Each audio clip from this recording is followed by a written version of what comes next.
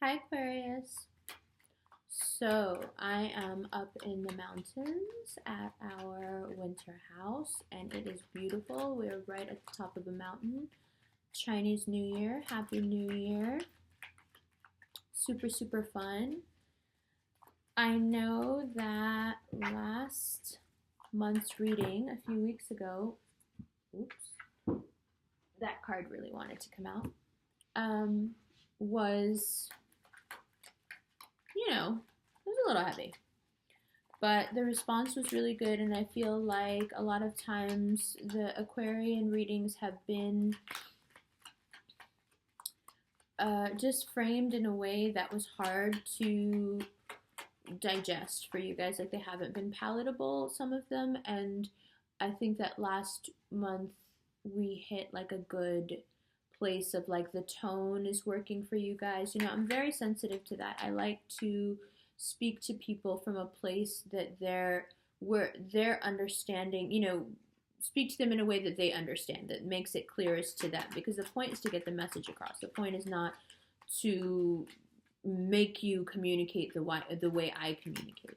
I think that's the best thing about being an air sign, is that we are adaptable in the ways in which we communicate. We're not tied to one particular mode or one particular way of communicating. So I feel like last month's reading was a really good happy medium that we reached between me being able to criticize you and also tell you stuff, but also where you felt not attacked and not at all like it was harsh or, accusatory, perhaps. I can see how that might have been the perception in the past.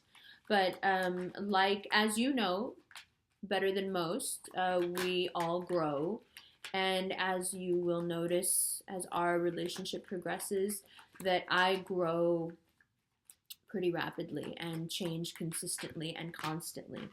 And I'm always figuring out new ways to be better, do better, communicate better, know more, communicate more, all that. So, having said that, let's get into your reading. This time, what we're going to be doing is a little bit different. Not really.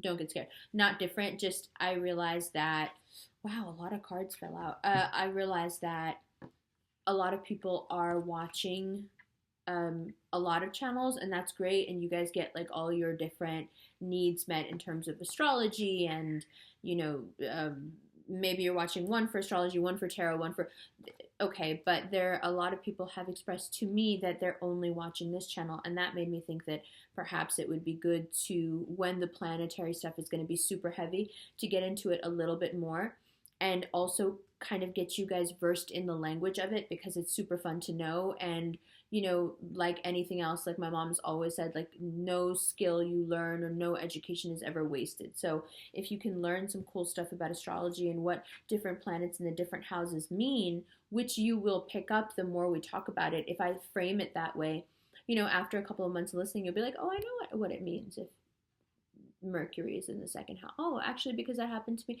right? So let's talk about it in those terms, but we can look at the cards at the same time, and the reason I don't shy away from that is because it's seamless synchronicity.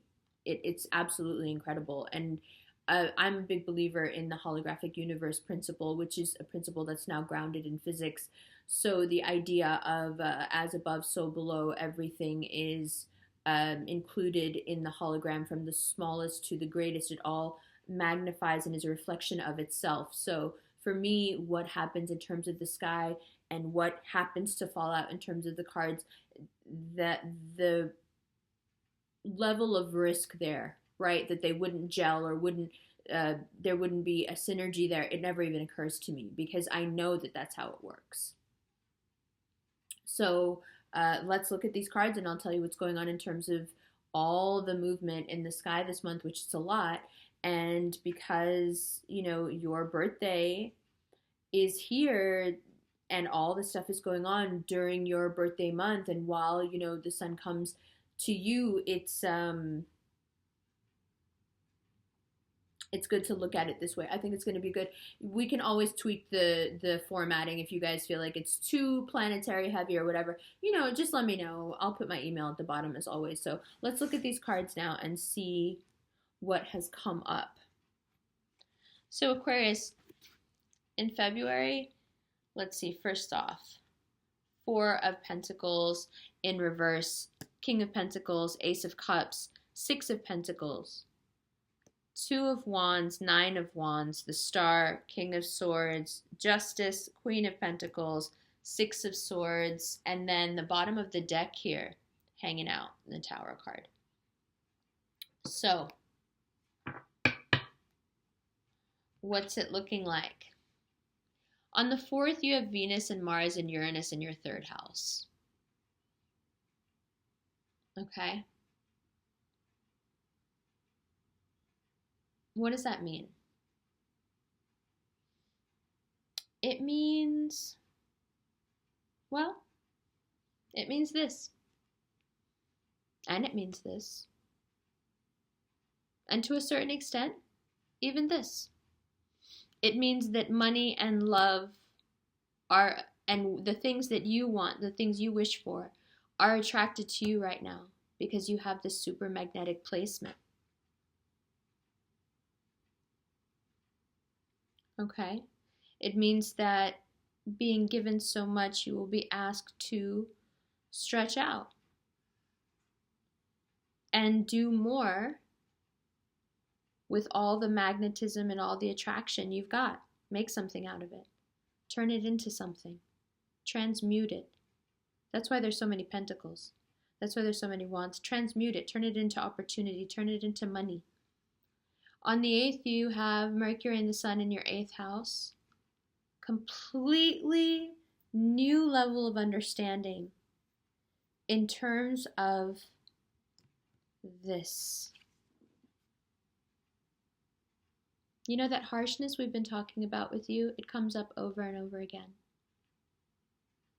This month, you're going to quite suddenly become too sensitive even for yourself. You won't be able to be this harsh because there's going to be a new level of sensitivity within you. And it will be strange for you. But it's very helpful to the greater road that you're on of progress, which is just becoming a softer version of yourself. Not necessarily changing, just softening the edges, right? So that becomes of central importance early in the month. Just that you feel more. You feel, right? You feel more. And what it does is it makes you kind of expand past where you are. You may be feeling this need to get out.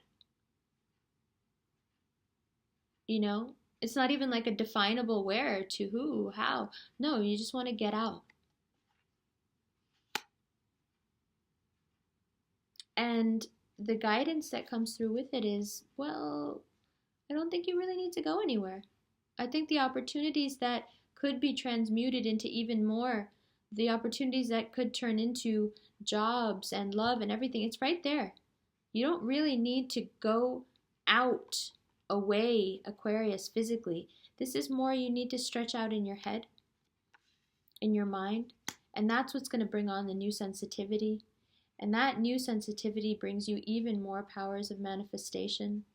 And so it's all gelling together in this beautiful, super magnetic, bring it all right to me kind of energy, which is perfect. And then on the 11th, you have the lunar eclipse. 7th house of relationships. That's quite an eclipse. You could find yourself being done. I can't. And I think that's what this is about. You see what's underneath? You see? You see? That's what this is about. You can't. It's going to be like, it's just going to hit you. Like, eclipses are like that. And eclipses, like, they kind of shadow over you for a few months. So you may start the process of I can't on the 11th, but it will work on you for a few months now. This feeling of I don't want to do this anymore. Right? That's why it's good that you'll be reaching a new level of sensitivity with this guy within you, because then by the time it comes around to being done and having to reassess your love life, you won't be quite so harsh in ending it. And then from the 19th to 26th, things just kind of speed up, and you've got the sun running around, you've got Mercury, you've got a solar eclipse, and it's all happening in your second house. And that's the house of money. So for you, these opportunities that I'm talking about, these new opportunities, they're right around you. These new deals, these things are going to make you feel so much better about you. These things that now you just really need to sit back and receive. She openly draws from the pool. No need to strain or strive. It's all coming to you. That magnetism, that's the word this month for you guys. It's all coming to you. And it's very Venusian what's happening here, because it's not just love, it's also money, and Venus rules both. Love and money just want to run at you right now. Okay, and it's going to make you feel really good, and really the only advice I can give you is just give into it. Take it in. Feel that wealth. Be comfortable with it. Identify with it. Keep your balance. Be steady. It's a lot to take in. A lot of attention, a lot of deals, a lot of new confidence, a lot of self-esteem boosts. A lot of things you're going to feel like walking away from. Keep your balance. But let the new experiences in. Let the personal sensitivity come in. Even let this feeling of I want to get out of this thing come in. Let it flow through you. But remember, the stretching out, the new opportunities, they're nowhere outside of where you are right now. It's all right in front of you. You don't need to chase it. If you need to chase it, it's not right for you right now, Aquarius. Because you are magnetic to all that is good for you right now. So if you need to chase it, it's not meant for you right now. Okay? If you need to chase it, especially this month, then you need to just let it go. Because that thing isn't gravitating towards you for a very good reason. Because it's not gelling with the greater trajectory of your life, which is just, going up, up, up.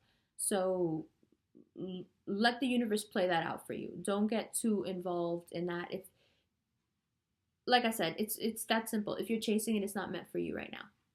Don't do that. Because anything that's meant for you right now is going to come straight to you. It's that time of the year for you. Okay, so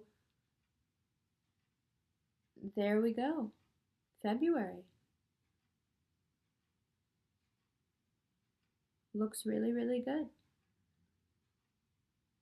Looks really good. You're going to be super popular. I'm excited for you. I hope some of that air sign popularity rubs off on the rest of us. But it looks super good. I'm excited. All right, so I'll see you guys in March. I love you. Bye.